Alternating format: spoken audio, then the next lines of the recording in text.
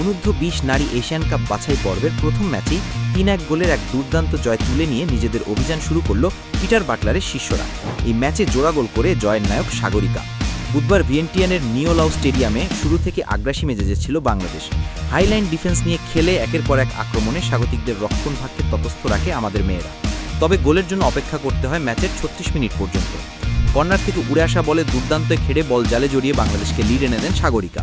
এর মাত্র ৫ মিনিট পরই ব্যবধান দ্বিগুণ হতে পারত, কিন্তু শিখা সিনহার জোরালো শট ক্রসবারে লেগে ফিরে আসায় সে যাত্রায় আর গোল বাড়েনি। প্রথমার্ধ শেষ হয় ১-০ ব্যবধানে। দ্বিতীয়ার্ধেও লাওসের উপর চাপ ধরে রাখে বাংলাদেশ। এর ফল মেলে ৫৮ মিনিটে। তৃষ্ণার বাড়ানো এক থ্রু পাস ধরে প্রতিপক্ষের ডিফেন্ডারকে কাটিয়ে কোনাকুনি শটে বল জালে পাঠান মুনকি আক্তার। স্কোরলাইন দাঁড়ায় ২-০। তবে ম্যাচ যখন প্রায় শেষের পথে ৮৭ মিনিটে ডিফেন্ডারদের মাঝ দিয়ে গোল করে ব্যবধান কমায় লাওস। কিন্তু স্বাগতিকদের ম্যাচে ফেরার আশা সেখানেই শেষ হয়ে যায়। খেলার যোগ করার সময় আবারও জ্বলে ওঠেন তৃষ্ণা ও সাগরিকা জুটি। তৃষ্ণার পাস থেকে বক্সে বল পেয়ে ঠান্ডা মাথায় প্লেসিং শটে নিজের দ্বিতীয় ও দলের তৃতীয় গোল করে বাংলাদেশের জয় নিশ্চিত করেন সাগরিকা। ফিফা র্যাঙ্কিংয়ে লাওসের সিনিয়র দল যেখানে ১০৭তম, সেখানে বাংলাদেশ ১২৮তম। এমন শক্তিশালী প্রতিপক্ষের বিপক্ষে তাদেরই মাঠে এই জয় নিঃসন্দেহে প্রশংসার যোগ্য। এই গ্রুপে বাংলাদেশের আরেক প্রতিপক্ষ শক্তিশালী দক্ষিণ কোরিয়া।